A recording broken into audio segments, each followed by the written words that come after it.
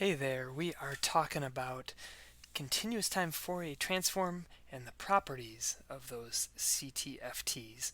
And I've got in front of me here the textbook Signals and Systems, second edition from Oppenheim.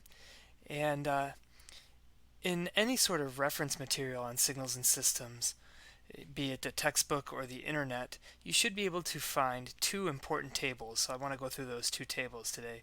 In fact, this one even has a section, tables of Fourier properties and basic Fourier transform pairs. Those are the two tables I want. So, this is page 328 of this textbook.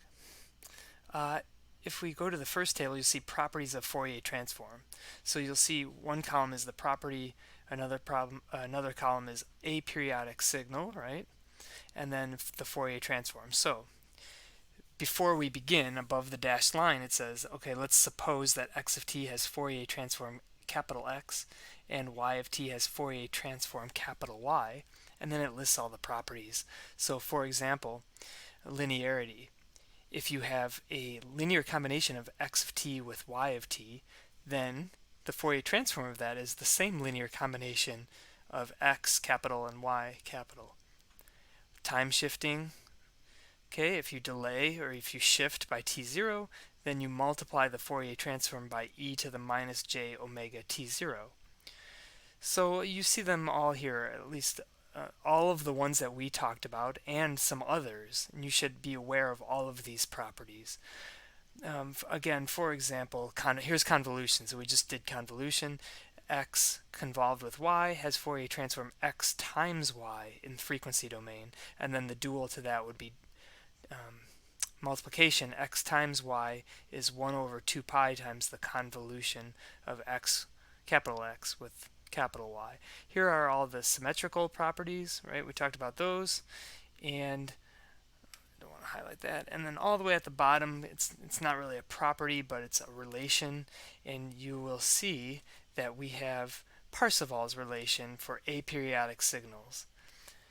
All right, so there are the properties, and then if I continue in this book, so again, any sort of reference material you have on signals and systems will have a table like this. You may have even seen a table like this in differential equations.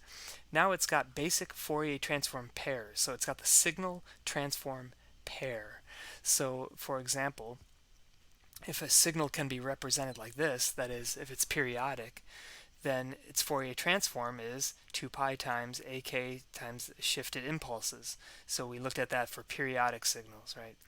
And then a lot of these we did already. A signal e to the j omega 0 t has Fourier transform 2 pi times a shifted impulse. Cosine, sine, if x is just 1, right, if it's dc, spread out in time, then it's concentrated in frequency, impulse.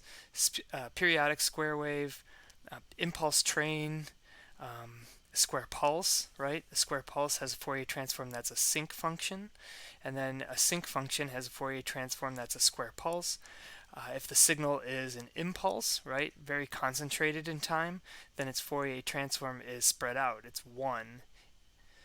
Unit step we didn't look at, but you get the idea. So you should have some sort of table and be able to use that table.